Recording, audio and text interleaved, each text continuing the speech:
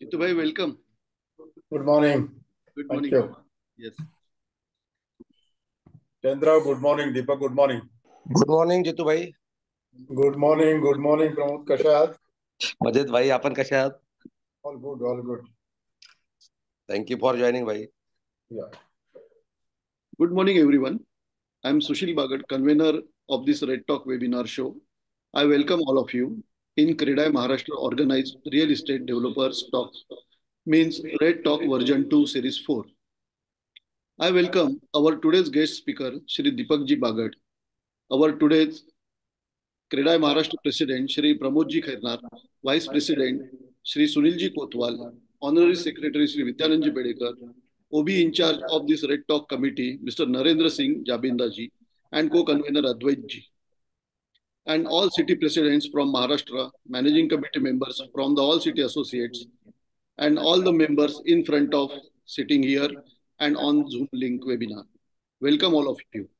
I request the President of Credai Maharashtra, Mr. Pramod Ji, to give opening remarks for this today's Red Talk session. Over to you, Mr. President. नमस्कार. सुशीलजी, आपण आपले मार्गदर्शक जितूभाई ठक्कर यांचं स्वागत करायचं विसरलेत. तुम्ही आधी सर्वात आधी जितूभाई ठक्कर यांचं स्वागत करतो. Yes sir. जितूभाई सर्व ऑल इथे प्रेझेंट असलेले सर्वांचंच मी इथे स्वागत करतो. Yes yes yes. नमस्कार मित्रांनो, आजच्या या रेड टॉकच्या आपल्या या आगळ्या वेगळ्या झूम मीटिंग मध्ये मी सगळ्यांचं स्वागत करतो. ज्यावेळेस आपण रेड टॉक हा विषय पुढच्या टर्म मध्ये कंटिन्यू करायचा ज्यावेळेस चर्चा केली आणि ओबी मध्ये चर्चा झाल्यानंतर एक असा निर्णय झाला की आपण रेड टॉक ह्या वेगळ्या पद्धतीने करूयात. जे जे आपले डेव्हलपर्स असतील त्या डेव्हलपर्स आपण प्रत्यक्ष जाऊन जर एक पॉडकास्ट स्टाईल किंवा इंटरव्ह्यू स्टाईल जर आपण त्यांचा इंटरव्ह्यू घेतला आणि फेस टू फेस आय कॉन्टॅक्टसह आपण जेव्हा त्यांच्याशी बोलतो त्यावेळेस वेगळीच आपल्याला अनुभूती येते. विद्यानंद बेडेकरांची संकल्पना होती आणि ती आपण सगळ्यांनी मान्य केली. तर या रेड टॉक जो आहे, रेड टॉक हा विषय असा आहे की रिअल इस्टेट डेव्हलपर स्टॉक. मित्रांनो, आपण मागच्या काही कोविडच्या पिरियडमध्ये बघितलं की आपण आपल्या भारतातील मुंबई, दिल्ली, पुणे किंवा आपले जसे जितूभाई आपले मार्गदर्शक आहेत ते सगळे जे स्टॉलवर्ड्स आहेत, भारतातील स्टॉलवर्ड्स यांचं रेड टॉक मध्ये आपण जे झूम मीटिंग घेतले आणि त्यांचं एक मनोगत ऐकलं. त्यानंतर या टर्म मध्ये आम्ही असं ठरवलं की आपण थोडंसं टियर 2, 3, 4 या सिटी मधील यशस्वी आपले जे विकासक आहेत त्यांचे आपण फेस टू फेस इंटरव्ह्यू घेतलं आणि त्यांचा प्रवास तो देखील तेवढाच रंजक असतो, तेवढाच तो मार्गदर्शक असतो, तेवढाच तो यशस्वी असतो आणि तो देखील प्रेरणादायक असतो. त्यामुळं या आपल्या टर्म मध्ये आपण अल्टरनेटिव्ह एक मोठ्या शहरातील डेव्हलपर आणि एखादा छोट्या शहरातील डेव्हलपर. नाशिक हे काही छोटं शहर नाहीये आणि तिथे देखील जितूभाई सारखे अतिशय स्टॉलवर्ड्स उद्योजक आहेत बांधकाम व्यवसायातील. तर मित्रांनो, या सगळ्या प्रवासामध्ये आता आपण जे लेटेस्ट एक आदर्श प्रेरणा देणारा ठरतो म्हणून हा रेड टॉकचा आपण आगळा उपक्रम करतो. या कार्यक्रमाला मी दीपकजी बागड, जेव्हा हा विषय निघाला ह्या वेळेस डेव्हलपर्सचा, तर जेव्हा सुनील भाऊ कोतवालांना आम्ही विनंती केली आणि सुशील बागडजींना पण विनंती केली, मग त्यांनी सुशील बागड आणि आपले सुनील भाऊ कोतवाल यांनी राजेगौर सरांशी चर्चा करून दीपकजी बागड, नाशिक मधलं अतिशय चांगलं नाव, अतिशय चांगला बांधकाम व्यावसायिक आणि एथिकली प्रॅक्टिस केलेला आणि एका यशाच्या एका वेगळ्या उंचीवर नेलेला व्यावसायिक निवडला. त्याबद्दल मला खूप आनंद झाला आणि मी दीपकजी बागड यांचं या कार्यक्रमाला खूप आवर्जून हार्दिक स्वागत करतो आणि मला नक्कीच खात्री आहे की त्यांचा जो प्रवास आहे, त्यांचा जो हा सुनील भाऊ कोतवाल आगळ्या वेगळ्या शैलीत जो काही इंटरव्ह्यू घेतील त्यातनं आपल्या सगळ्यांना तो नक्कीच प्रेरणादर्शक ठरेल. मी या रेड टॉकला सर्व सभासदांचं, माजी अध्यक्षांचं, आमच्या ओबी मेंबरचं आणि संपूर्ण रेड टॉक कमिटीचं स्वागत करतो आणि माझे 2 शब्द संपवतो. धन्यवाद. Okay. Thank you, President sir. Now I request to Mr. Jayant Bhatambrekar. Please, he is the well-known builder and land developer from Nashik, to introduce our today's guest speaker. Please continue, Jayant sir. Over to you.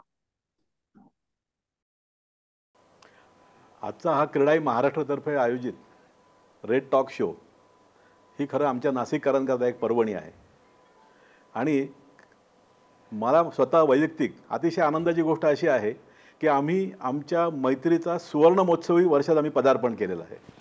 1975 सालापासून मी आणि दीपक आम्ही एकत्र आलो, शाळेपासून, शालेय जीवनापासून. तर आज 2025कडे आम्ही पदार्पण करतोय. त्यामुळे आमच्या मैत्रीला देखील 50 वर्ष पूर्ण होतात आहेत. आणि मैत्री कशी जपावी, मैत्रीचं कसं संवर्धन करावं, हे जर खरंच कोणाकडनं शिकायचं असेल तर मला असं वाटतं ते दीपककडनं शिकलं पाहिजे. म्हणजे मी दीपकचा संपूर्ण प्रवास ह्याचा मी साक्षीदार आहे. अत्यंत प्रतिकूलतेतून अनुकूलतेकडचा प्रवास, अतिशय संघर्षातून संकल्पाकडे जाणारा प्रवास, किंबहुना अतिशय कठोर परिश्रमातून मात्र प्रामाणिकपणाच्या आपल्या एका विशिष्ट अशा हेतूने आपण यशाकडे कशी वाटचाल करू शकतो, असा हा प्रवास नवीन उद्योजकांना अतिशय प्रेरणा देणारा असा हा प्रवास आहे. मला खरंच आनंद वाटतो की दीपक 7वीला असताना, मी 7वीला असताना, दीपक 8वी 9वी 10वी ह्या सगळ्या या वर्षांमध्ये अतिशय वडिलांचं निधन झालेलं होतं. संपूर्ण भावंड सटाण्याहून नाशिकमध्ये आलेले होते आणि आता इथे अतिशय संघर्ष सुरू झालेला होता. मग आपल्याला काय करता येईल कुटुंबाकरता, म्हणून मग दीपकने कधी दुधाचा व्यवसाय केला आहे, फटाक्यांचा व्यवसाय केला आहे, अनेक छोटे मोठे व्यवसाय केले आणि त्या आपल्या कुटुंबाला कसा हातभार लावता येईल ह्याचं दीपकने अतिशय अत्यंत कुशलतेने ती परिस्थिती सांभाळली. आणि हे सगळं करत असताना दीपकच्या तोंडामध्ये आम्हाला काही समजत नाही, काय ज्याला म्हणतो ना कायमस्वरूपी साखर, ह्या माणसाला आम्ही पूर्ण उभ्या आयुष्यात चिडताना बघितलेलं नाही आहे. हा कोणावरही रागवत नाही, चुकलं तरी त्याला म्हणतो ठीक आहे पुढच्याला करू नको असं. आणि अशाच प्रकारचा एकदा ह्या माणसाला माणसं जोडण्याचा एक मोठा छंद आहे. म्हणजे कुणीही ह्या व्यक्तीच्या संपर्कात आला एकदा की तो त्याच्यापासून लांब जाऊ शकत नाही. आणि हिची एक मनोमन इच्छा असते, एकदा आपण ह्या व्यक्तीवर कुठल्याही माध्यमातून एकत्र आलो, मग ते आपण एक मैत्रीच्या असेल किंवा आपण व्यावसायिक माध्यमातून एकत्र आलो, तर ती मैत्री किंवा ते व्यावसायिक संबंध अतिशय जीवापाड प्रामाणिकपणे कसे मेंटेन करावेत याचा उत्तम उदाहरण म्हणजे दीपक बागड आहेत. आम्ही 12वीपर्यंत बरोबर, नंतर आमच्या कालांतराने थोड्या दोघांच्या वाटा आमच्या थोड्याशा वेगळ्या झाल्या. दीपकने मायकोमध्ये ट्रेनी प्रशिक्षक म्हणून त्यांनी तिथे परिस्थिती अभावी दीपकला ते जॉईन करावं लागलं. मी BScला गेलो, MScला गेलो, दीपक मायकोतून बाहेर पडला. त्यांनी बघितलं की आपल्याला इथे काही नोकरीमध्ये काही स्थैर्य येत नाही आहे, मग काहीतरी व्यवसाय चालू करावा म्हणून दीपकने बिल्डिंग मटेरियलचा व्यवसाय चालू केला. त्यातही अतिशय प्रामाणिकपणे काम केलं, सगळ्या ठिकाणी दीपकचं नाव झालं. त्यातूनच मला असं वाटतं की त्यातला एक लँड डेव्हलपरची निर्माण झाला आणि ह्या शहराला अतिशय उत्तम असं आकार देणारा, ह्या शहराच्या सौंदर्यसृष्टीत भर घालणारा अतिशय चांगला एक बिल्डर म्हणून दीपकने आपलं नाव रूपास इथे आपलं संपूर्ण बागड प्रॉपर्टीज ह्याचं संपूर्ण वैभव उभं केलं.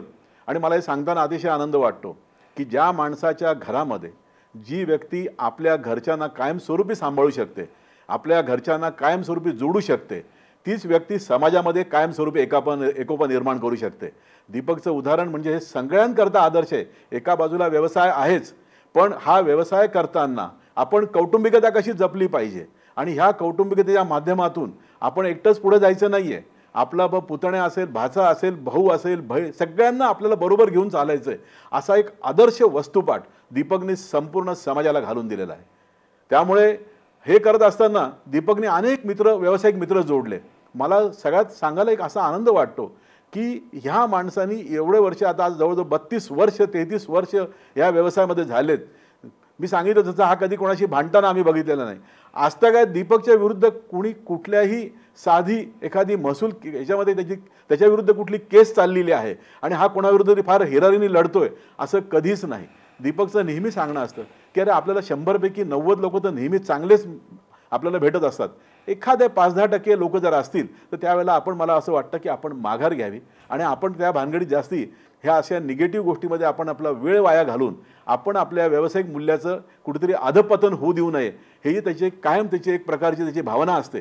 त्यामुळे दीपकनी आजपर्यंत मी सांगितलं ना की दीपकची कोणाविरुद्ध केस नाही किंवा दीपक विरुद्ध कोणाची केस नाही. हे लँड डेव्हलपर असेल किंवा बिल्डर असेल, या व्यवसायातलं एक आगळं वेगळं उदाहरण आहे. एखाद्याला आपण जर काही कमिटमेंट पूर्ण केली तर ती कमिटमेंट कशी पाळली पाहिजे, तंतोतंत कशी पाळली पाहिजे, याचं उत्तम उदाहरण दीपकनी संपूर्ण आमच्या नाशिककरांना घालून दिलेलं आहे. मग त्या व्यक्तीला उद्या अशी एखादी काही वेळ जरी आली, अशा अनेक वेळा आलेल्या आहेत की अरे बापरे आम्ही तर ही प्रॉपर्टी अमुक किमतीत घेतली आहे आणि काही लोकांचा थोडासा त्रास झाल्यामुळे त्याची किंमत प्रचंड वाढली गेली, पण समोरच्यालाही 1 रुपयाचा देखील त्रास होता कामा नये. आपण त्याला ज्या किमतीमध्ये कबूल केली त्या किमतीमध्येच हे दिलं गेलं पाहिजे, ह्या शुद्ध भावनेने दीपकने आजपर्यंत काम केलेलं आहे. आणि हे सगळं काम करत असताना त्यांनी आपलं सामाजिक दायित्व ते देखील अतिशय चांगल्या प्रकारे त्यांनी निभावलेलं आहे. आणि मी सांगितलं मगाशी की आपले सगळे बंधू, मोठे भाऊ, आईची दीपककडनं पण शिकलं पाहिजे की आईची सेवा कशी केली पाहिजे. आणि हे सगळं करताना ज्यावेळेला दीपक सकाळी घरात 11 पर्यंत असतो त्यावेळेला तो इतका कुटुंबाचा असतो की त्यावेळेला कुटुंबच फक्त त्याचं काय असतं, सर्व काही असतं. आणि 11 ते 8 एकदा व्यवसाय केला की त्या व्यवसायामध्ये देखील तो तेवढाच ह्याच्याने तन्मयतेने असतो, आत्मीयतेने असतो. आणि त्यानंतर मात्र पुन्हा आपल्या म्हणजे कौटुंबिक जबाबदाऱ्या तो पार पडत असतो. असा हा दीपक हा नुसता व्यावसायिक नाही, तर हा खऱ्याच अर्थाने समाजाला एक आदर्श घालून देणारं व्यक्तिमत्व, की समाजामध्ये कशा प्रकारे काम केलं पाहिजे. आणि आपण बऱ्याच वेळा असं म्हणतो की समाजाचं नैतिक अधपतन होतं आहे, पण हे नैतिक अधपतन होऊ द्यायचं नसेल तर अशा प्रकारचे जे व्यावसायिक आहेत, ह्या व्यावसायिकांच्या मागे समाज कसा उभा राहतो हे देखील इतरांना प्रेरणा घेण्यासारखं आहे. अशा प्रकारचं उत्तम असं काम एक बिल्डर म्हणून आपली एक चांगली प्रतिमा, एक व्यावसायिक म्हणून चांगली प्रतिमा आणि एक समाजकार्यात देखील आपली एक चांगली प्रतिमा दीपकनी आपल्या ह्या व्यवसायातून निर्माण केलेली आहे. आणि आणखीन एक गोष्टीचा मला उल्लेख केला पाहिजे, असं हे सगळं प्रशिक्षण घेण्याकरता आम्हाला काही फार कुठे बाहेर जावं लागत नाही. आम्हाला असं वाटतं की हा मुलगा अमेरिकेला गेला, हा लंडनला गेला, हा इकडे गेला, तिकडे गेला आणि फार काही शिकून आला. खरं पाहिलं तर दीपकचं शिक्षण हे अत्यंत आपण ह्याच्यानंतर बघितलं फक्त 12वी झालेलं आहे. पण पुढच्या काळामध्ये त्यांनी जे काही परिस्थिती अनुरूप त्यांनी ज्या काही गोष्टी केल्या त्यातून खरोखरीच म्हणजे एखाद्या व्यक्तीकडे जर का चांगले गुण असतील, चांगले विचार असतील आणि चांगलं ध्येय असेल आणि प्रामाणिकपणा असेल तर कशा प्रकारचं काम करता येऊ शकतं. याकरता कुठल्याही औपचारिक शिक्षणाची आवश्यकता नाही, फॉरेनच्या शिक्षणाची तर बिलकुल आवश्यकता नाही. आणि आपल्या भारतीय संस्कृतीच्या ज्या काही आपले जे काही नीतिनियम आहेत त्याला धरून जर आपण काम केलं तर एक उत्तम असं काम आपल्याला उभं करता येतं. आणि अशा ह्या रेड टॉक्समध्ये आज अशा प्रकारचे गेस्ट मला फार आनंद वाटतो की माझा वर्गमित्र, आणि मी तुम्हाला तेच सांगितलं की आपल्या मैत्रीची 50 वर्षे निभावणारा आमचा हा मित्र, आम्ही काय वेळेला चुकलो तर आम्हाला देखील सांभाळून घेणारा आमचा हा मित्र आज ह्याचा रेड टॉक शोमध्ये संपूर्ण महाराष्ट्रभर सगळ्या मित्रांना ह्याच्यातनं काही चांगल्या प्रेरणा घेता येतील अशी मी अपेक्षा व्यक्त करतो आणि मी इथे थांबतो. धन्यवाद.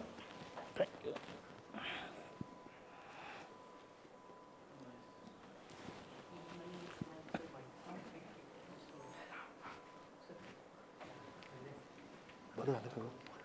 मी एकही वाक्य तयारी काहीच केलं नव्हतं ना.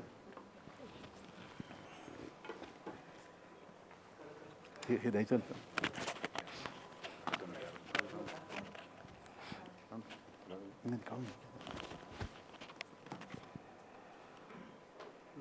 नमस्कार सुनीलजी. धन्यवाद सुशील, धन्यवाद प्रमोदजी, धन्यवाद जयंतराव. अतिशय योग्य पद्धतीने आणि त्यामुळे आपण आज कोणाशी संवाद साधतोय हे संपूर्ण महाराष्ट्रातनं जे दीपकला ओळखत नाही त्यांनाही समजलं की आज आपल्याला दीपक हे कोण आहेत. आज समोर जमलेले दीपकचे मित्र आणि त्यांच्यावरती प्रेम करणारे त्यांच्या परिवारातले सगळे सदस्य, त्याचप्रमाणे नाशिकमध्ये रिअल इस्टेट व्यवसाय करणारे हुजू आणि झूम लिंकद्वारे संपूर्ण महाराष्ट्रातनं क्रीडा महाराष्ट्राचे हुजू, स्टॉलवर्ड्स, सिनियर्स, सिटी असोसिएशनचे प्रेसिडेंट्स, व्हाईस प्रेसिडेंट्स, सेक्रेटरी, त्यांचे टीम मेंबर्स आणि मेंबर्स या सगळ्यांचं मी पुन्हा एकदा क्रीडा महाराष्ट्राचे आमचे अध्यक्ष प्रमोदजी खैरनार आणि आमची 2023-25 ची ओबी मेंबर्स टीम या सगळ्यांच्या वतीने मी स्वागत करतो. मित्रांनो, आपण सगळे आपला व्यवसाय करत असताना आणि रिअल इस्टेटचा आणि त्याचप्रमाणे इतर ट्रेड ऑर्गनायझेशनच्या मेंबर्स जे असतात ते पण त्यांचा व्यवसाय करत असताना सगळ्यांचा ध्येय हा एकच असतो, तो म्हणजे यश प्राप्ती. यश ॲक्च्युली यशासाठी आपण सगळेजण धडपड करत असतो. यशाला तसं म्हटलं तर व्याख्या नाही, यशाची परिभाषा नाही आणि यश success doesn't has definition, but यश आपल्याला समजतं आणि एखादा यशस्वी व्यक्ती असेल तर लोकांना त्याचं यश जाणवतं. ह्या जगभरात जे काही छोट्या मोठे व्यवसाय करणारे जे सगळे असतात, हे सगळे यश मिळवण्याकरता यशाचे जे 11 एलिमेंट्स आहेत, 11 एलिमेंट्स ऑफ सक्सेस, या बेसवरती सगळेजण काम करतात. हे 11 एलिमेंट्स ऑफ सक्सेस हे आहेत: believe in your self, set goals for every area of your life, not only business, you have to set goals in every area of your life. Throw yourself wholehearted in whatever you do. Manage time extremely well. Do financial planning.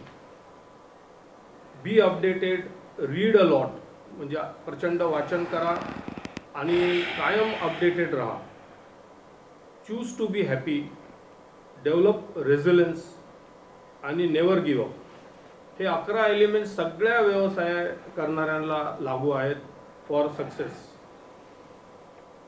या 11 घटकांचा अतिशय बारकाईने अभ्यास करून, या 11 घटकांना अकस्मात करून आणि मेटिक्युलसली फॉलो करून गेल्या 30-35 वर्ष नाशिकमध्ये रिअल इस्टेटचा व्यवसाय करणारे आदर्श, मोस्ट डिपेंडेबल, त्याचप्रमाणे most trusted and most respected व्यक्ती म्हणजे दीपकजी बागड. दीपकजी, आज आमच्या सगळ्यांचं भाग्य आहे की तुम्ही आम्हाला रेड टॉकच्या वतीने लाभलेले आहात. तुमचे विचार आणि तुमची थॉट प्रोसेस ही आम्हा सगळ्यांना जाणून घ्यायची आहे आणि त्यासाठी मी तुमचं पुन्हा एकदा स्वागत करतो, तुमचे धन्यवाद मानतो. आमचे क्रीडाई महाराष्ट्राचे president Pramod ji, secretary विद्यानंदजी, red talk कमिटीचे कन्व्हेनर सुशीलजी बागड आणि को कन्व्हेनर अद्वैत दीक्षित आणि आमच्या टीमकडनं तुमचं स्वागत. आणि आपल्या ह्या रेड टॉकला आणि एक खेळीमेळीच्या क्रिकेटच्या मॅचला मी सुरुवात करतो.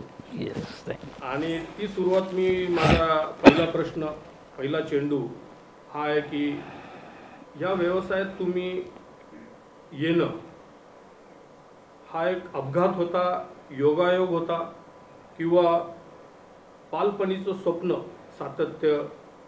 सातत्यात उतरवण्याचं आहे? नमस्कार, मी दीपक बागड. खरं तर माझ्या आयुष्यातलं सक्सेस किंवा यश मी पहिल्यांदा तुम्हाला सांगतो आणि क्रीडाईने मला हा प्लॅटफॉर्म देणं ही माझ्या आयुष्यातली मोठी अचिव्हमेंट आहे. आणि हीच अचिव्हमेंट मला वाटतं इतर कुठल्याही गोष्टीपेक्षा किंवा इतर कुठलंही साधन मिळवण्यापेक्षा किंवा पैशांपेक्षा क्रीडाईचा प्लॅटफॉर्म मिळणं म्हणजे माझ्या आयुष्यातली हा माझा आयुष्यातला माइलस्टोन आहे आणि मी आयुष्यभर विसरणार नाही. आणि असा प्लॅटफॉर्म मिळणं म्हणजे प्रत्येकाने मला क्रीडाईच्या प्लॅटफॉर्मवर कसं मला बोलवलं जाईल, कसं माझं म्हणतो ना माझं स्वागत केलं जाईल, मला तो प्लॅटफॉर्म वापरता येईल, त्याच्यासाठी प्रत्येकाने खूप कष्ट करण्याची, प्रामाणिकपणे काम करण्याची आणि सचोटीने काम करण्याची खूप म्हणजे म्हणतो त्याला मनापासून त्याची तयारी ठेवली पाहिजे. सुनीलजी, मी माझं आयुष्यात तुम्ही म्हटल्याप्रमाणे या व्यवसायात कसं आलो मी. खरं तर ना आयुष्य जे असतं ना, आपण जर चांगलं असलो, आपण आपल्या अंगात प्रामाणिकपणा असला, आपण एखादी गोष्ट सचोटीने करत असलो आणि चांगल्या भावनेने जर करत असलो ना, तर आपल्याला आयुष्यात कोणी ना कोणीतरी गॉड मॅसेंजर भेटत असतो. आणि तो गॉड मॅसेंजर दुसरा तिसरा कोणी नसून एक साधा शेतकरी होता. म्हणजे माझं बिल्डिंग मटेरियलचा व्यवसाय होता सिडकोला. टपरीवजा दुकान होतं माझं. त्या दुकानामध्ये आम्ही अक्षरशः लूज सिमेंट विकायचो, खिळे विकायचो, कलर्स विकायचो, पाटी पावडे विकायचो, आणि असं म्हणजे ना छोटं म्हणजे 50 पैसे किलो, 1-2 रुपये किलो, 3 अशा छोट्या छोट्या गोष्टी आम्ही विकत होतो. तो एक पाथर्डीचा शेतकरी होते. ते आमच्या दुकानात कायम असं पाटी पावडे घ्यायला यायचा, खिळे घ्यायला यायचा. तर एक दिवस तो मला काय असं आमच्याकडनं माझी त्याची चांगली घसरट झाली, ओळख झाली. त्याचं नाव, त्या शेतकऱ्याचं नाव होतं काळू पाटील. म्हणतो ना, माणसाचं आयुष्य कोण कोणामुळे बदलतं. आणि आपण असं एक्सपेक्ट करू शकत नाही की माणसाच्या, फक्त तुमच्या आयुष्यात आहे ना, तुम्ही तुमचा रूट चांगला असला ना, तर तुम्हाला आयुष्यात कोणीतरी, मी म्हटल्याप्रमाणे गॉड मॅसेंजर भेटतो. आणि तो देवाने पाठवलेला माझं आयुष्य बदलण्यासाठी तो शेतकरी मला भेटला. त्यांनी सांगितलं, बागड साहेब, तुम्ही एवढा छान व्यवसाय करतात, हे करतात, ते करतात, मग तुम्ही प्लॉट, म्हणजे माझे एक नाशिकमधले मोठे डेव्हलपर ओळखीचे आहेत म्हणे, तुम्हाला मी त्यांच्याकडे घेऊन जातो. आम्ही 3 पार्टनर होतो त्यावेळेस. खरं तर माझ्याकडे 2 व्हीलर पण नव्हती. मी त्याच्या 2 व्हीलरवर गेलो. मला तो घेऊन गेला त्या डेव्हलपरकडे, विराज इस्टेट, विलास शाह आणि राजूभाई शाह. त्यांच्याकडे घेऊन गेला आणि त्यांना सांगितलं की हे आमचे जवळचे ओळखीचे आहेत बागड, आमचे दीपक बागड, यांना तुम्ही काही प्लॉट्स दिलं तर बरं होईल. आणि हे 2-3 प्लॉट द्या, म्हणजे यांना यांचा चांगला व्यवसाय, यांचा चांगलं लोकांशी संपर्क असतो, हे प्लॉट विकतील. तर त्या राजूभाई शाहनी मला अंबडमधले 3 प्लॉट दिले. आणि त्या खिशात माझ्या हल्ली हिसार म्हणून मी त्यांना फक्त 100 का 200 रुपये काहीतरी मला दिल्याचं आठवतं. आणि मग राजूबाईंनी विचारलं, पुढचे पैसे कसे देणार तुम्ही? तो शेतकरी म्हटला, काही काळजी करू नका. त्या शेतकऱ्याचा कमांड होतं त्यांच्याशी. तो म्हणे, काही काळजी करू नका, ही व्यक्ती चांगली, तुमचे पैसे तुम्हाला आणून देतील. तिथनं आम्ही खाली आलो. म्हटलं, बाबा हे पैसे कसे द्यायचे? बागड साहेब, काही काळजी करू नका, तुम्ही घरी जा, शांततेने विचार करा, बघा कसं करता येईल ते. मग मी घरी आलो. आणि घरी आल्यानंतर मग आईशी बोललो, भावांशी बोललो. आमचं कुटुंब तसं फार, म्हणजे म्हणतो ना, एकदम सुसंस्कृत आणि देवाचं, आमच्या घरावर देवाचा म्हणतो ना, आध्यात्मिक पगड असलेलं आमचं कुटुंब. पण आमची आई म्हणजे, मग मी असं सांगितलं आईंना, भावांना, मोठ्या भावाला चंद्रकांत बागड, दादा सूर्यकांत बागड, आमचे असे मोठे कुटुंब आमचं. तर म्हटलं असं असं केलं आहे. मग आमच्या वहिन्यांनी आणि ती जे काही वहिनी होत्या आमच्या, त्यांनी काही सोनं नाणं होतं, म्हणे हे सोनं घ्या, सराफ बाजारात पडून या. मग आम्ही ते सोनं घेतलं. सराफ बाजारात काहीतरी 15,000 ते 20,000 रुपये मिळाले त्यावेळेस. मग ते पैसे मी राजूबाईंना दिले. आणि मग नंतरचे, मग मला ते माझ्यातला चांगुलपणा, प्रामाणिकपणा, व्यावसायिकपणा बाहेर आला. आणि मग मी ते प्लॉट्स विकायला सुरुवात केली. आणि ते प्लॉट्स विकले गेले. त्यातनं मला 5,000 रुपये नफा मिळाला. तो दिवस, त्या दिवसापासून आजपर्यंत मी तुमच्यासमोर बसलेलो आहे. म्हणजे माणसाचं आयुष्य कोण बदलतं, कोणामुळे काय होतं. त्यामुळे ना, माझा चांगुलपणा होता, त्या शेतकऱ्याशी माझे चांगले रिलेशन होते, मी त्याच्याशी चांगलं म्हणजे कोण होता त्याच्यापेक्षा मी माझा त्याने स्वभाव ओळखला, माझा प्रामाणिक. म्हणजे माणसाचं बिझनेसमध्ये ना, तुम्हाला खूप भांडवलाची गरज नसते. म्हणजे एखाद्या व्यक्तीला मी आज तुमच्या ह्या वेबिनारच्या याच्याने सांगतो की ह्या संपर्कातनं, की भांडवल हे फार सेकंडरी, टर्शरी मॅटर आहे. Your nature, your attitude, your integrity, your intentions, your moral are the most important rather than money and rather than म्हणजे anything else. So you should be very honest, humble. You should have a gratitude for others. So these are the main elements, main fundamentals to go ahead. So this is the way I came in this business. Deepakji, अगदी पहिल्याच तुमच्या रिमार्कमध्ये तुम्ही तसं बघितलं तर सगळा सार सांगितला व्यवसायामधला, खरे व्हॅल्यूज काय आहेत आणि त्या व्हॅल्यूजमुळे तुम्ही व्यवसायात कसे यशस्वी होऊ शकतात किंवा त्या व्यवसायामध्ये तुम्हाला आल्यानंतर योग्य ते दिशा कशी मिळू शकते. तर मी आमच्या सगळ्या जे आज मेंबर्स आहेत त्यांच्या वतीने तुमचं पहिल्याच प्रश्नाच्या उत्तराबद्दल धन्यवाद. थँक्यू. आणि अगदी खरं आहे की you should be in gratitude, you should be humble and you should be honest. या 3 गोष्टी महत्त्वाच्या आहेत आणि आपल्या रिअल इस्टेटच्या व्यवसायात त्या खरंच खूप व्हॅल्यू ठेवतात. मी पुढच्या प्रश्नाकडे येतो. तुम्ही प्रभावी निर्णय घेतात हे आम्हा सगळ्यांनाच माहिती आहे. तुमचे निर्णय हे अत्यंत प्रभावी असतात, योग्य असतात. तर हे निर्णय घेताना तुम्ही कुठल्या गोष्टींना महत्त्व देता? सुनीलजी, निर्णय जमिनीच्या व्यवसायात आणि बांधकाम व्यवसायात निर्णय घेणं तसा हा डिफिकल्ट चॅलेंज असतो. म्हणजे मग आपण प्लॉट घेतल्यानंतर त्याचं बांधकाम करायचं का प्लॉटच विकायचे, असे बरेच प्रश्न असतात. पण मी खूप काही शिकलो आहे. म्हणजे निर्णय घेताना आहे ना, आपलं इंटेन्शन चांगलं पाहिजे, की मला जे काही करायचं ते चांगलं करायचं आहे. आणि मग एखादा निर्णय घेतल्यानंतर तो निर्णय प्रभावी घेण्यापेक्षा तो निर्णय प्रभावी कसा होईल याची आपण काळजी घेतली पाहिजे. तो effective, that is our skill, that is our desire, की we should make it effective that decision. So decision should be effective by us only. The decision should not be effective.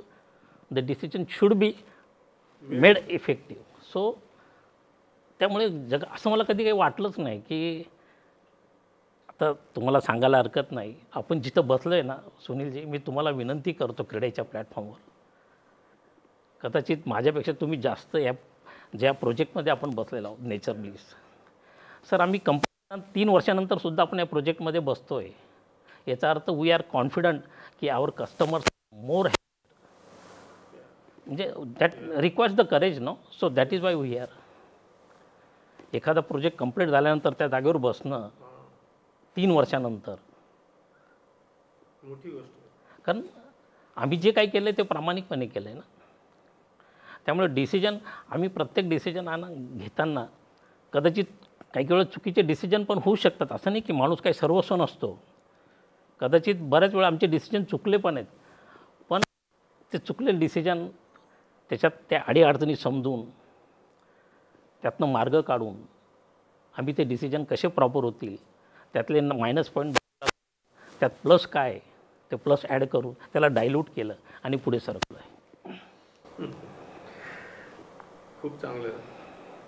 आणि प्रमोदजी ऑनलाईन आहेत आणि कालच प्रमोदजी दीपकजी म्हणत होते की हा जो प्रोजेक्ट आहे हा नाशिकमधला one of the most prestigious project आहे, टॉक ऑफ द टाउन आहे, nearly completed project with all amenity facility आहे. आणि दीपकजी काल मला म्हणत होते की क्रीडा महाराष्ट्राच्या मेंबर्सला त्या प्रोजेक्टला व्हिजिट करायला कसा तो प्रोजेक्ट केलेला आहे, कसा त्याची योजना आहे आणि त्यामध्ये काय काय फॅसिलिटीज दिल्या आहेत मेंबर्सला, ते बघण्याचं आमंत्रण दीपकजींनी दिले. आणि नक्कीच आय रिअली ॲप्रिशिएट का इट इज ट्रू, 3 वर्ष झालं प्रोजेक्ट कंप्लीट झालेला आहे, तरीसुद्धा तुमचं या सगळ्या सभासदांचं रिलेशन आणि तुमच्यासाठी जो रिस्पेक्ट आहे आणि तुम्ही इथे हा प्रोग्राम करताय ते खरंच वाखाणण्याजोगं आहे.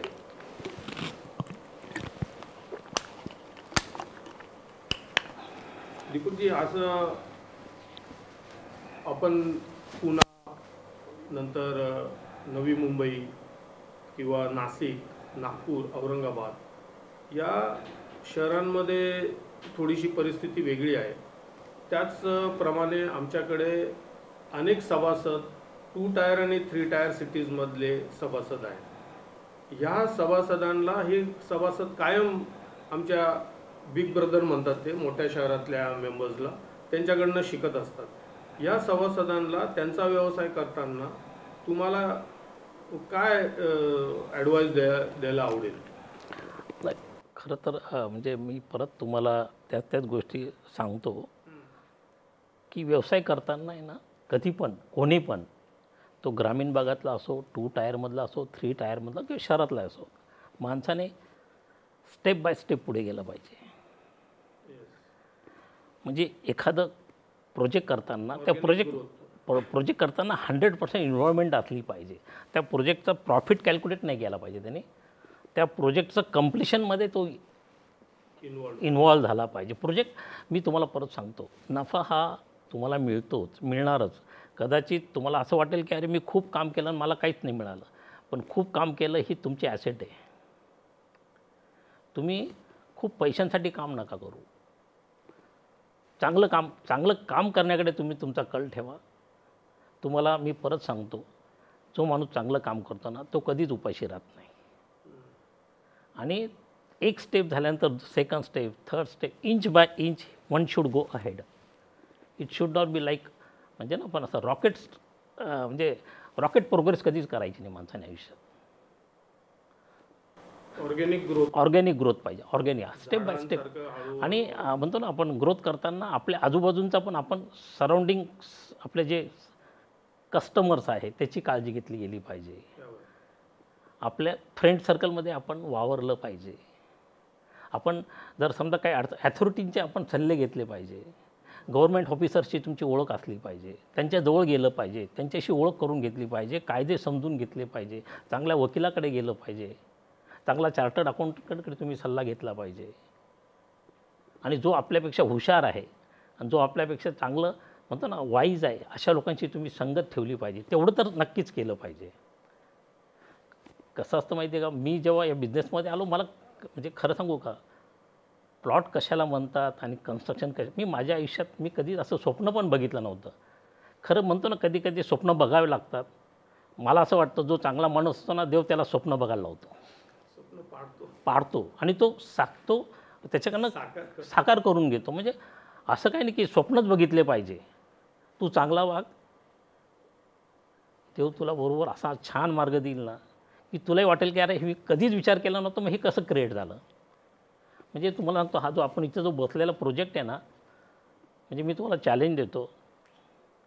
तुम्ही मला माहीत नाही, मी पुन्हा मुंबईचे मला खरं मी हे नाही करत, पण it is one of the best project. One can't imagine की दिस प्रोजेक्ट शुड बी लाईक दिस. मग हे काय आम्ही स्वप्न नव्हतं बघितलं.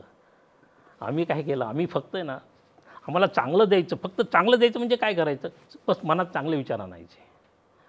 मग तो क्रिएट करतो तो. आणि creation is always depend upon your nature. Nature is directly proportional to your creation. So म्हणून मी सर्वांना असं सल्ला देतो की स्टेप बाय स्टेप पुढे जा, कायद्याचा अभ्यास करा, चांगले मित्र, चांगलं सराउंडिंग असू द्या, ॲडवाईस चांगल्या लोकांची घ्या, ऑर्गनाइज ऐकून घेण्याची तयारी ठेवा, लिसनिंग पॉवर आणि ॲप्रिशिएट करायचं शिका. म्हणजे आपण म्हणतो ना जर आपण जेव्हा एखादा ॲप्रिशिएट करतो ना मग समोर जाऊन अरे त्याने मला ॲप्रिशिएट केलं, मी याला त्या गोष्टी सांगितल्याच पाहिजे. एखादी व्यक्ती केव्हा तुमच्याशी जवळ गेली माहिती आहे का, जर तुम्ही एकतर त्याला जीव लावा, त्याच्यावर प्रेम करा किंवा त्याचं कौतुक करा. आणि तो कौतुक करण्यासारखा असेल तर त्याचं कौतुक केलंच पाहिजे ना आपण. आणि मग जेव्हा एखादा माणूस आहे ना कौतुक केल्यानंतर मग तो आहे ना सर्व देऊन टाकतो. तो म्हणतो काय अरे तो माणूस माझ्याशी एवढा छान बोला, मग त्याला चार गोष्टी शिकवता ना तो. आणि मी परत सांगतो म्हणजे तुमचं नेचर इज युअर प्रोग्रेस.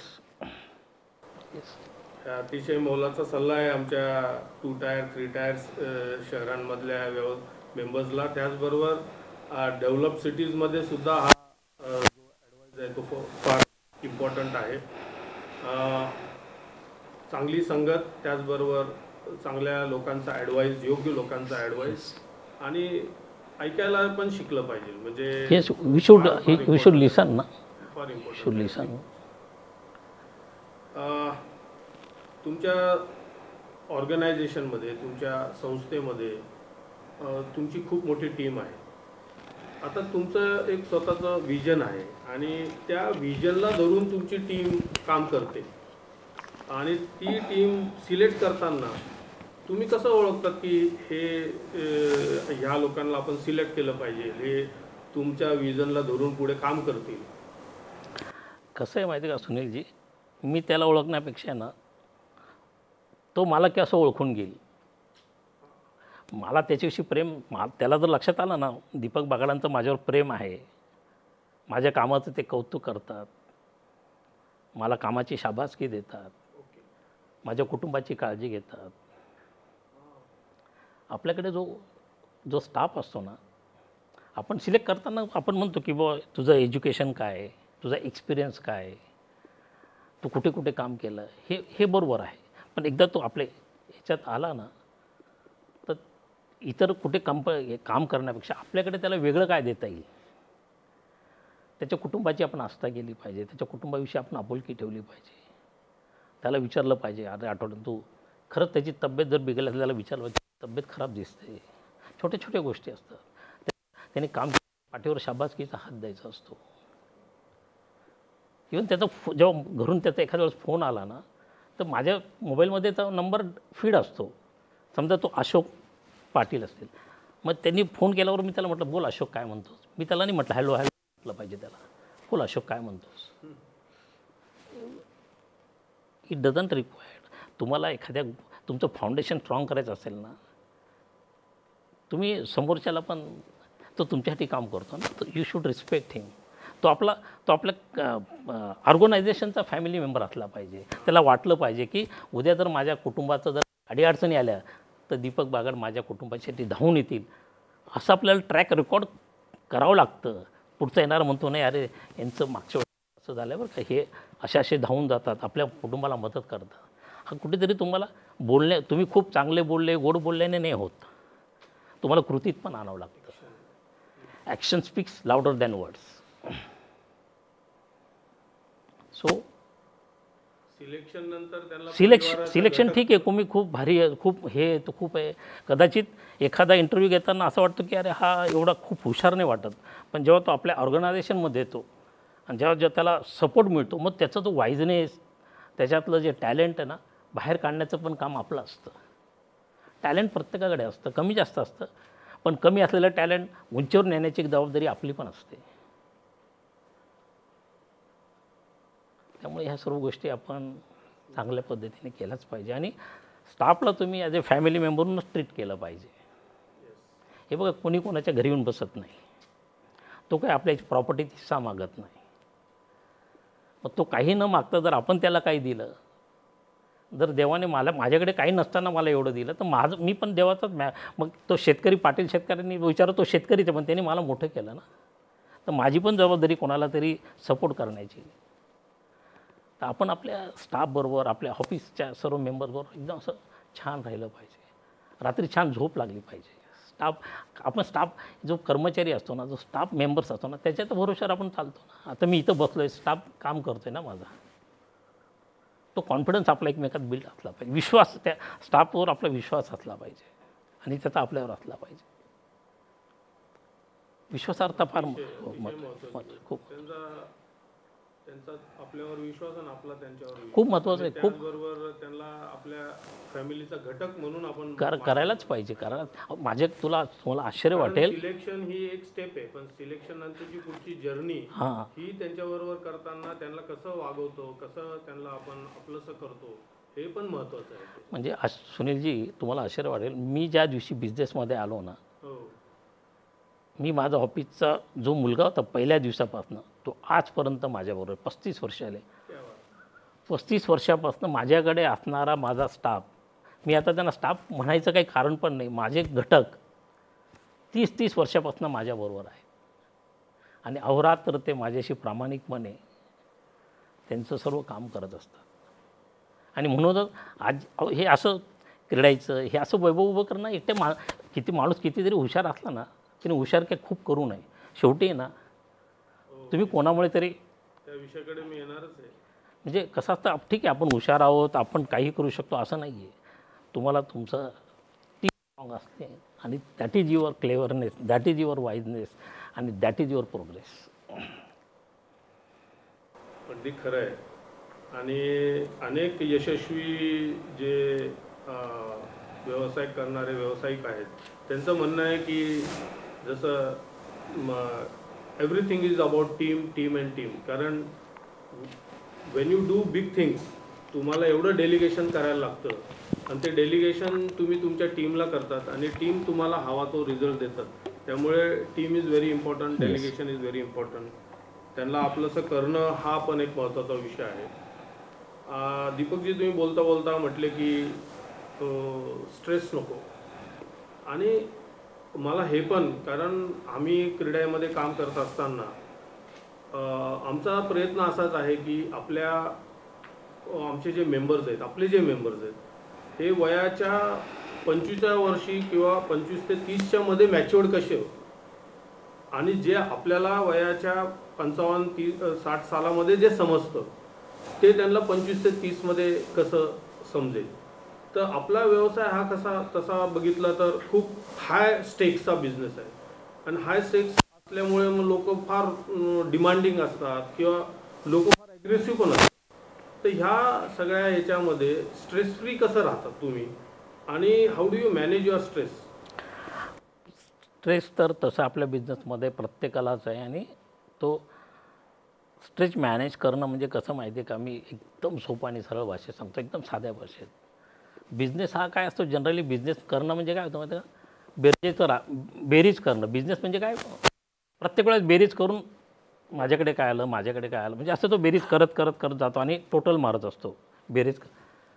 पण stress free life, stressful life free म्हणजे नको आहे आपल्याला. स्ट्रेस फ्री लाईफ पाहिजे असेल तर कधी कधी वजाबाकी पण शिकली पाहिजे. आणि जो माणूस बेरीज आणि वजाबाकी बरोबर घेऊन चालतो ना, तो माणूस फार म्हणजे स्ट्रेसपासनं लांब राहतो. असं म्हणतात की आपल्या व्यवसायामध्ये आपला चांगुलपणाच आपल्याला वीक पॉईंट होतो, लोक ॲडव्हान्टेज घेतात. नाही, तो भाग आहे ना, तो खरं सांगू का, आता तुम्हाला सांगायला हरकत नाही, मी माझ्या मुलालाही सांगतो, म्हणजे खरं घरचं, आता मी सर्वजण ऐकतायत पण मी कुटुंब म्हणून सांगतो, तुम्ही कुठल्याही कस्टमरला निगेटिव्ह घेऊ नका. साहेब आता समजा ह्या फ्लॅट इथं मी समजा 200 फ्लॅट आहे, तर 200मध्ये 5 जण तर भेटणारच ना. मग ते 5 जणांचं उलट माझं म्हणणं की customer is your teacher, he is your गुरु. त्याचं ऐकून घ्या ना, ऐकायला काय फरक पडतो. आणि तुम्हाला नाही वाटलं तर तुम्ही चांगल्या पद्धतीने सांगा, पण कस्टमरला तुम्ही निगेटिव्ह अँगलने घेऊच नका. कदाचित तू म्हणाल माझ्या नळाची तोटी गेली, तुम्ही म्हणाल चला मी एवढा करोडपती बिल्डर आणि मला हा नळाची तोटी घेऊन काय सांगतोय. ऐकून घ्या ना, काय फरक पडतो. तर तुम्ही त्याला तुमच्याकडनं त्यांनी म्हणजे फ्लॅट घेतला आहे ना, तर तुम्ही नसाल तर तुमचे कोणी सबऑर्डिनेट असतील, तो कलिग असतील, त्याला तुम्ही ती ड्युटी म्हणजे माझं नाही की कस्टमरला निग्लेक्ट करू नका. Customer is a god, customer is always remember. मी परत सांगतो, you travel with your customer, you feel your journey very comfort, you feel joyful and you will reach your destination. So customer should be first priority. Don't take them as a negative factor. तो मला कधी कधी आश्चर्य वाटतं, मी माझ्या मुलाला सांगतो, धनंजय काळजी करू नको, तू आज एवढं त्यांनी नेचर ब्लीच एवढं सुंदर हे कोणासाठी केलं आहे. हे नेचर ब्लीच तुम्हाला सांगतो, माझं घर पण नाही हो, साधं घर आहे माझं, आणि मी अशा ठिकाणी बसलो आहे 7 स्टारमध्ये, आणि तुम्ही माझ्या घरी या, तुम्ही म्हणाला अरे हे म्हणजे सांगण्यात आता जर तुझी देण्याची चांगली इच्छा आहे, तू चांगलं काम केलं आहे, तर कस्टमरला समजतं ना. एखादा ठीक आहे ना, बोलला तर आपण समजून घेऊ, त्याच्याशी बोलून घेऊ. आणि तोच कस्टमर कधी कधी आहे ना पॉझिटिव्हमध्ये कन्वर्ट पण होतो. तो म्हणतो बागडसाहेब दुसरीकडे काही मला एखादी चांगली इन्व्हेस्टमेंट मिळेल का.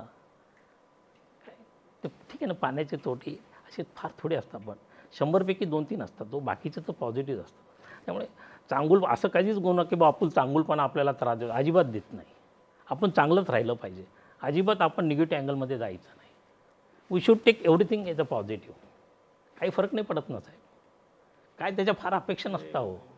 तुम्ही आता जे म्हटले ना दीपकजी की कस्टमर बरोबर यू डू युअर जर्नी, हा फार महत्त्वाचा मेसेज आहे. कारण आपल्याकडे काय होतं, वी शुड ट्रॅव्हल टुगेदर. तो हे जे जर्नी जे आहे ना दीपकजी, काय होतं आपल्याकडे की कस्टमर बुकिंग करेपर्यंत कस्टमर इज गॉड, हे तुम्ही म्हटलेले आपल्या सगळ्या सभासदांचं आहे. त्याचा फोन आला की आपण लगेच अटेंड करतो, कुठे काय आहे. पण एकदा त्याचं बुकिंग झालं, त्याचं डॉक्युमेंट रजिस्टर्ड झालं की आपल्या लोकांचा अप्रोच चेंज होऊन जातो. अनेक जणांचा, म्हणजे मी सगळ्यांचंच म्हणत नाही, याच्यात काही अपवाद पण असतील. पण हा जो मेसेज आहे की from agreement to sale till possession, आणि आता रेरामुळे तर up to the defect liability period you should have good relation, you should be connected, yes. You should not feel bothered, even you should not require any advertisement for your project. You should develop such a relation. नाही, हा mindset आपल्याला सगळ्यांना करायला म्हणजे simple आहे ना. म्हणजे इथं तुम्हाला म्हणजे मी सर्वसंभव तुम्ही आज सर्वजण ऐकतायत, माझ्या मुलाची मी तुम्हाला ओळख करून देईल. धनंजय काम कसं करायचं असतं, म्हणजे मी बाप म्हणून कौतुक करतोय, आणि बापाला तेवढा आदर म्हणजे मुलाविषयी कौतुक असलंच पाहिजे. माझा मुलगा धनंजय, त्याची मिसेस रुणाल सकाळी 10 वाजता येतात, दुपारी डबा इथंच खातात. आमचे सर्व फ्लॅट विकले गेलेले, एक पण फ्लॅट बाकी नाही इथला. फ्लॅट विकल्यानंतरही इथं दिवसभर काम करत असतात. इथं काहीतरी हे लाव, तिथं काहीतरी कर, तिथली काहीतरी रिपेअर कर, तिथं तरी वेगळी ॲम्युनिटी दे आणि सुंदर सुंदर ॲम्युनिटी दिल्या. पण तुम्हाला एक सांगतो, आम्ही we are most cautious about safety also. कस्टमरची safety is a beauty. Customer safety is a beauty. Amenities are the ठीक आहे, ॲम्युनिटीज ओके, ॲम्युनिटीज आर म्हणजे इथं इथं इथं म्हणजे outer enjoyment, but inner feelings to preserve. म्हणजे सेफ्टी फील असलं. लहान लहान मुलं असतात, 5-5 वर्षाची मुलं, 2 वर्षाचे बाळ असतात, त्यांची सेफ्टी म्हणजे आम्ही ते सुद्धा माझा मुलगा त्या गोष्टी लक्षात घेऊन हा प्रोजेक्ट केलेला आहे. म्हणजे त्यामुळे कस्टमरविषयी ना मी परत सांगतो, हा फार मोठा थॉट दिला आहे दीपक शेठ की आफ्टर सेलिंग द प्रोजेक्ट आणि प्रोजेक्ट विकून 3 वर्ष झाले आणि त्याच्यानंतर सुद्धा त्याची वाईफ इथे काम करताय, ते सर्व्हिसेस देत आहे किंवा अजून डेव्हलप कसं छान करायचं त्याचा विचार करतात. प्लस कस्टमर्सच्या मुलांची सेफ्टीपर्यंत हो आम्ही. आणि म्हणजे सेफ्टी हे मी बोलत नाही आहे सुनील, तुम्ही क्रीडाचे सर्व खरं सांगतो लवकरात लवकर ट्रिप हे करा, व्हिजिट अरेंज करा. सेफ्टी काय असते आणि ब्युटी पण काय असते ते दोघं तुम्हाला बघायला मिळतील. प्रमोदजी, मी ह्या प्रोजेक्टबद्दल असं सांगतो की हा प्रोजेक्ट दीपकजींनी एक सुरू केला त्यावेळेला 5,500 रुपयांनी तुम्ही आय थिंक फ्लॅट इकडे विकले होते. आज इथे 10,000 10 to 11,000. आज इथे 10,000 पर स्क्वेअर फीट. तर आता आज इथे डिमांड आहे 10,000 ते 11,000 रुपये स्क्वेअर फीटची. म्हणजे एक अतिशय कौतुकाची गोष्ट आहे. आजूबाजूच्या सराउंडिंगला इथे 6,500 रुपयांनी कदाचित फ्लॅट विकले जात असतील. हा प्रोजेक्ट इथे कस्टमर्स आहेत मुंबईचे, पुण्याचे, त्याचबरोबर मी काल ऐकलं दिल्लीचे पण काही कस्टमर्स आहेत इथे. तर they say that this kind of project is not even म्हणजे ह्याच्या ज्या ॲम्युनिटीज आहेत प्रमोदजी या पुण्या मुंबईच्या प्रोजेक्टच्या पार आहेत. In fact they are above them. Okay, तर हा एक नाशिकमध्ये दीपकजींनी निर्माण केलेला हा प्रोजेक्ट आपण क्रीडा महाराष्ट्राच्या सभासदांसाठी आम्ही कधीतरी त्यांचे स्टडी टूर करू, योग जुळवून आणू. उद्देश हाच आहे की we want people to see this and visualize and then they should do it in their city. Correct, exactly. And this is doable. This is doable in Amravati, it is doable in Akola, it is doable in Nanded, Latur. या शहरांमध्ये प्रचंड migration आहे आणि scope आहे. या शहरांमध्ये असे project होऊ शकतील आणि या उद्देशाने आम्ही नक्कीच या प्रोजेक्टची व्हिजिट घडवून आणू आणि तुमचं पुन्हा एकदा आम्ही त्यावेळेला मदतीचा हात मागू. आपली ही चर्चा किंवा हे हार्ट टू हार्ट डिस्कशन हे I think there will be no end, but somewhere we will have to stick up to time. त्यामध्ये मला काही महत्त्वाचे विषय आहेत जे हे सक्सेस एलिमेंटमधलेच विषय आहेत की वन ऑफ द सक्सेसफुल घटक किंवा एलिमेंट जो आहे तो म्हणजे फिनान्शियल प्लॅनिंग. ओके, सी आपला व्यवसाय बदललेला पण आहे. पूर्वी व्यवसाय करताना बिफोर रेरा आपल्याला असं होतं की लॉन्चच्या आधीसुद्धा किंवा परमिशनच्या आधीसुद्धा आपल्या विश्वासावरती जे काही कस्टमर्स आहेत त्या कस्टमर्सकडनं आपण पैसे घेऊ शकत होतो. तो एक सोर्स होता. पण आता तो सोर्स नसल्यामुळे आपला व्यवसाय थोडा बदललेला आहे. आपल्या व्यवसायामध्ये प्रचंड पैशाचं इन्व्हेस्टमेंट पहिले करायला लागते आणि आता अशी परिस्थिती झालेली आहे की अगदी संपूर्ण स्लॅब्स होतात, बांधकाम होतं, त्याच्यानंतर हळूहळू बुकिंग, कारण सप्लाय पण वाढलेलं आहे. युनिफाईड DCPR नंतर सप्लाय पण वाढलेलं आहे. तर या बॅकड्रॉपवरती फिनान्शियल प्लॅनिंग हे फार महत्त्वाचं झालेलं आहे. तर ते तुमचं फिनान्शियल प्लॅनिंगबद्दल तुम्ही कसं करता एखादा प्रोजेक्ट घेतल्यानंतर आणि त्याच्याबद्दल तुम्ही काय मार्गदर्शन करणार मेंबर्स? सुनील, फार म्हणजे तसं म्हटलं तर म्हणजे आजच्या काळातला किंवा येणार आत्ता जे सध्या जे वातावरण आहे किंवा जी सिच्युएशन आहे तो फार म्हणजे महत्त्वाचा प्रश्न आहे. मला असं वाटतं आता एकट्याने काम करू नये. आता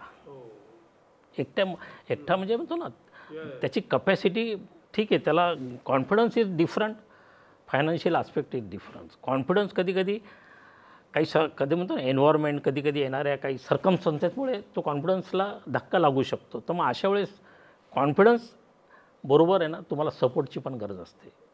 तर तुम्ही ना, जसं आता सांगायला हरकत नाही, माझे मित्र जयंत भातांबरेकर असतील, वानखडे साहेब, हेकरे साहेब, आम्ही काही काही जे प्रोजेक्ट आहे ना, समजा भातांबरेकर जयंतला वाटलं की नाही अरे दीपक आपण हा प्रोजेक्ट एकत्र केला पाहिजे, पण जेव्हा आम्ही तो एकत्र करतो ना, तर फायनान्शियल हे बऱ्यापैकी गणित मोठं असतं. मला कॉन्फिडन्स असतो की मी विकून मी वरच्यावर पैसे मी घेऊ शकतो किंवा त्यातनं बाहेर येऊ, पण आम्ही रिस्क नाही घेत. मग अशा वेळेस आम्ही दोघं एकत्र येतो, शेअर करतो. म्हणजे sharing is caring, response share होते. मग काही कामं तो बघतो, काही कामं मी बघतो. कदाचित आपण म्हणतो ना, कधी कधी कोणाची रास कोणाला पुढे नेते. हे बघा, प्रत्येकाचे दिवस सारखे नसतं आयुष्यात. सुनील आणि मी जर एकत्र असलो ना, कधी सुनीलमुळे मी वाचतो, कदाचित माझ्यामुळे तो वाचतो. म्हणून आहे ना, एकत्र कुटुंब असणं पण गरजेचं असतं. कुटुंबामध्ये काय होतं माहिती आहे का, आपल्याला मला काय वाटतं की अरे मी कॅप्टन आहे, माझ्यामुळेच गाडी चालली, तसं नसतं. कदाचित माझ्या पत्नीची रास त्यावेळेस चांगली असते, कदाचित माझ्या मुलीची रास चांगली असते, कदाचित मला मुलाची रास, कधी जावाई कामास येतो. त्यामुळे ना, हे मी घरगुती सांगितलं, पण मित्रपरिवार असणं खूप गरजेचं असतं. आणि एखादा प्रोजेक्ट तर तुम्हाला वाटलं ना, तर एकटं दुकटं करू नका. तर तुम्ही 4 जण एकत्र या. एकाने प्लॉटसाठी पैसे टाका, एकाने कन्स्ट्रक्शनसाठी पैसे टाका, एकाने मार्केटिंग करा. असं एकत्र करून मग रेरासारखे सुद्धा आपण जे रेरासारखे जे रूल्स रेग्युलेशन आहे त्याच्यासाठी तुम्हाला एकत्र येणं गरजेचं आहे. म्हणजे जेणेकरून रेराचं पण तुम्हाला टेन्शन नाही, तुमचं काम चालू राहील.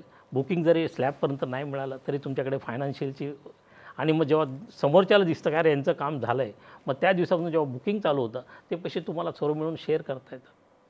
त्यामुळे प्रॉफिट शेअरिंग आता हा महत्त्वाचा आस्पेक्ट आहे. तुम्ही त्या प्रोजेक्टकडे एकटं म्हणजे पूर्ण माझं आहे असं म्हणून तुम्ही त्याच्याकडे बघू नका. तुम्हाला आता यू शुड बी युनायटेड आणि यू शुड बी म्हणजे काय म्हणतो ना, सर्व एकत्र येऊनच तुम्ही बिझनेस करू शकता.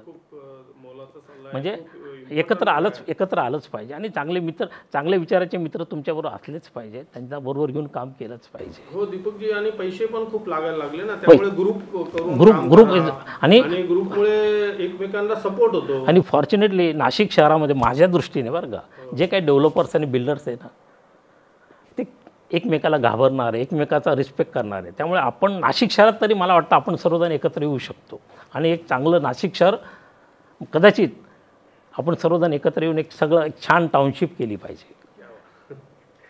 नक्की करू आपण. आनंदरावांकडे येस सर्व चांगले लोक एकत्र आले पाहिजे.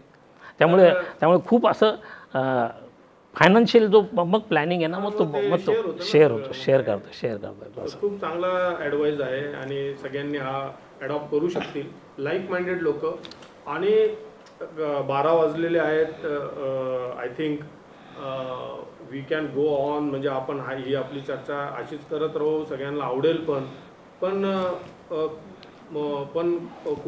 थांबणं पण योग्यच आहे, थांबावं लागेल. मी एक शेवटचा प्रश्न घेतो की बऱ्याच गोष्टी तुम्ही सांगितल्या, म्हणजे अगदी हंबलनेस, ग्रॅटिट्यूड, इथिकल पासनं तर आता तुम्ही ग्रुपमध्ये काम करा आणि एकमेकांची राससुद्धा एकमेकांना सपोर्ट करेल, हा सुद्धा एक विचार तुम्ही फार मोठा दिला. तर मला एक शेवटचा प्रश्न घेतो मी, कारण वेळेअभावी, अदरवाईज खूप प्रश्न होते, खूप गोष्टी होत्या मला. तर ते म्हणजे की आपण सगळे एकत्र येतो आणि आपला व्यवसाय एकत्र आल्याशिवाय होणार नाही आता ग्रुपमध्ये. तर ग्रुप इंटॅक्ट ठेवणं किंवा ग्रुपमधली कम्फर्ट लेवल किंवा ग्रुपमध्ये जो एक फिलिंग असतं की when I am in this group आणि दीपकजी आहेत माझ्याबरोबर, तर काहीच चुकीचं होणार नाही, आणि ते फार महत्त्वाचं आहे. तर ते जर असेल तर मग आपण अनेक प्रोजेक्ट असे करत जातो एकत्र. तर त्याच्याबद्दल तुमचं काय विचार आहे किंवा तुम्ही काय सांगू शकाल की how to see that your partner is very comfortable आणि how to what are the म्हणजे नीती आणि नियम. तर तुमची नीती आणि नियम काय, ते नियम आम्हाला सांगा की तुम्ही कुठल्या नियमाने काम करता का. म्हणजे त्या बाबतीत आमचं जिवंत उदाहरण आहे. भातांबरेकरांनी सांगितलं, सरांनी, जयंतने, की आम्ही 50 वर्षापासून एकत्र आहोत. म्हणजे तुम्हाला आश्चर्य वाटेल सुनीलजी, आम्ही 30 वर्षात कमीत कमी हजारो व्यवहार केले असतील, हजारो. पण तुम्हाला सांगतो, ब्लॅक अँड व्हाईट जे असतं ना पेपरवर, ते इतकं स्वच्छ असतं की मी जर सरांना पेपर दिला, सर फक्त म्हणतात तू दिला आहे ना, सही, मान्य मला. हा जो कॉन्फिडन्स जो असतो ना, हा माणसाला मैत्री टिकवण्यासाठी म्हणतो ना की खूप मोठं आयुष्यातलं अचिव्हमेंट जी असते ना, तुमची मैत्री टिकणं, एकमेकावर विश्वास असणं. हे बघ, आपण मी सुंदर बिल्डिंग केल्या, सुंदर कामं केले, ताजमहल उभा केला, पण तुमची मैत्री जर नाही टिकली ना, तर त्या ताजमहलला पण काही अर्थ नसतो. आणि आम्ही तेच टिकवलं. म्हणजे आमचा मोठा जो आहे ना, की हा कागद आहे जैन, आणि आमचं असं असतं, तू मला 10 वर्षांनी जरी सांगितलं ना की चुकलं आहे, मला दाखवून दे, मला मान्य आहे. एवढा कॉन्फिडन्स आमच्यात असतो. आणि आज 50 वर्षापासून आम्ही, आणि हे फक्त मी जैन बाबतीत नाही, आमची SR कन्स्ट्रक्शन फर्म आहे, रिअल लँड डेव्हलपर फर्म, माझ्या सर्व फर्मबरोबर आजपर्यंत 35 वर्षात 1 रुपयाचंही कोणाचं डिस्प्यूट नाही आहे. मला माहिती आहे की सुनीलला मला काय द्यायचं आहे आणि सुनीलला माझ्याकडनं काय घ्यायचं हे कागदावर असतं, तोंडी नाही. आणि आमचा बेस, तुम्हाला माहिती आहे का, मैत्रीचा खरा अर्थ काय असतो माहिती, तो व्यवहारात समजतो. बाहेर तुम्ही जर एखाद्या पार्टीमध्ये गेले तर तुम्हाला एवढे मित्र भेटतील, पण ते कसले मित्र असतात माहिती ना, ते तुम्हाला चला घे रे बाबा, घे मजा करणार आहे.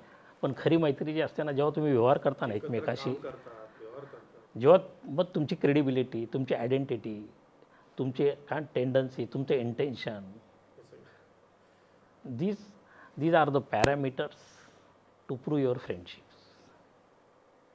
सो काय म्हणतो ना, आपलं माइंड क्लिअर असलं पाहिजे.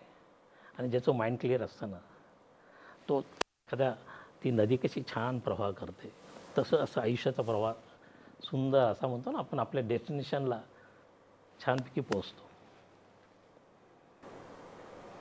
खूप महत्त्वाचं सांगितलं दीपकजी. आणि तुम्ही ज्या वेळेला सांगत होते किंवा मी तुमचं ऐकत आहे, त्यावेळेला मला नेहमी हेच वाटतं की खरं म्हटलं तर आपला व्यवसाय खूप चांगला आहे. Real estate is a good business.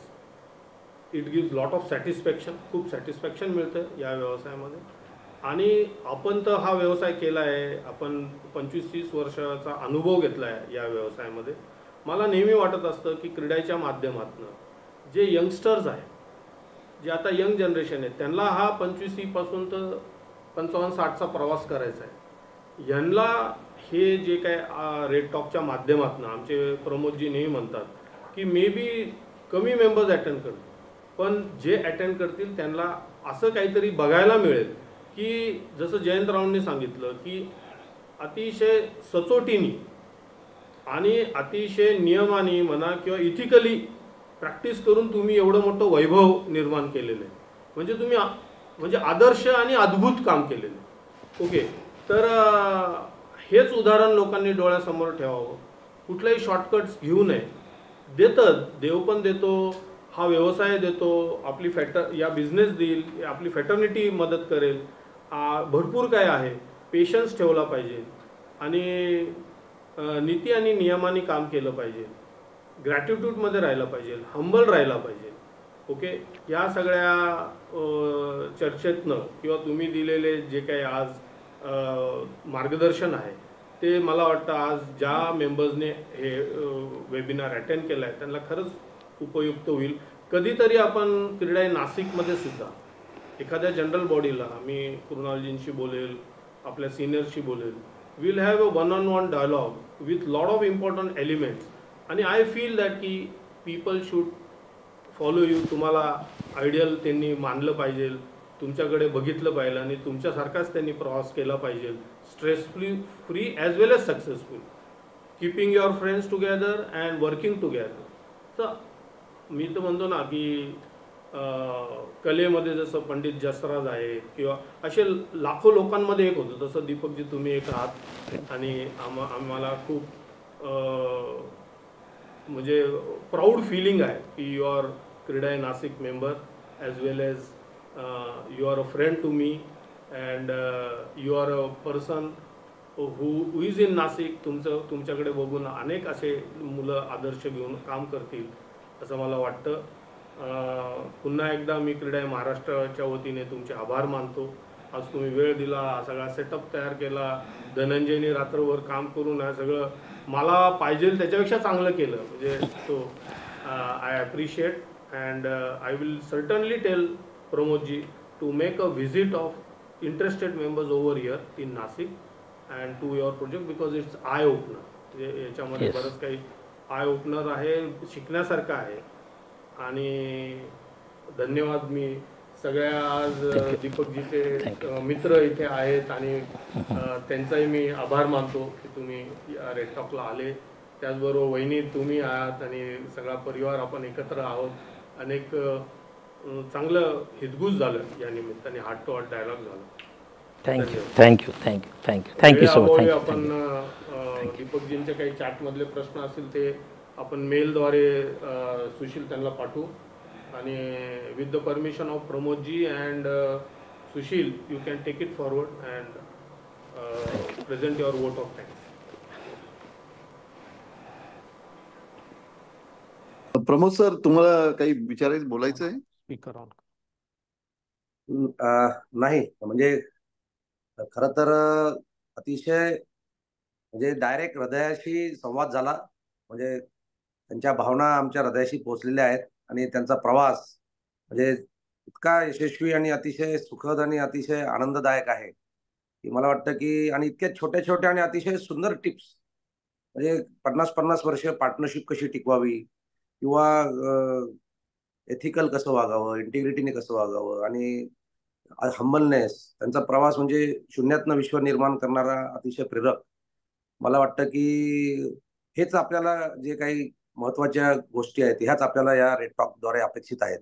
आणि जे काही आता फायनान्शियल प्लॅनिंगच्या माध्यमातून कशा पद्धतीने आपण मार्ग काढू शकतो, हे पण एक बिझनेसची टीप, लाईक माइंडेड पीपल एकत्र येणं खूप, म्हणजे व्यवसायातील वाढ होत असताना आपण बेरीज करत जातो आणि ही बेरीज करत जाताना आपल्याला कसा स्ट्रेस वाढत जातो.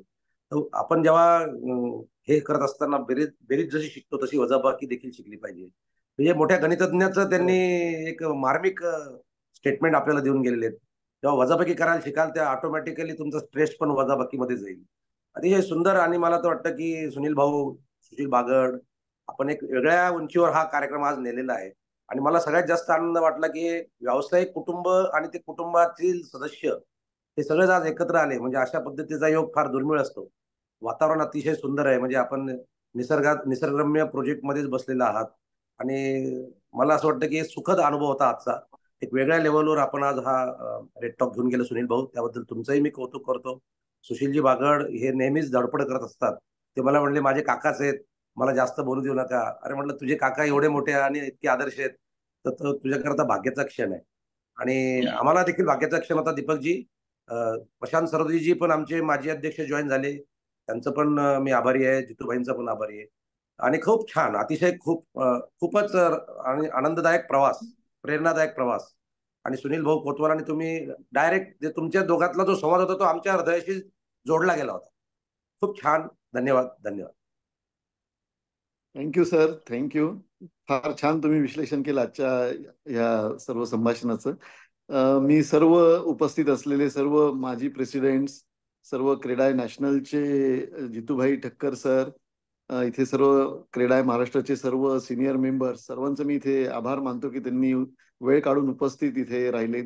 तसंच आमचे नाशिकचे क्रेडायचे प्रेसिडेंट श्री कृणालजी पाटील, ते सुद्धा स्वतः इथे जातीने समक्ष प्रेझेंट राहिल्याबद्दल त्यांचे मी आभार मानतो.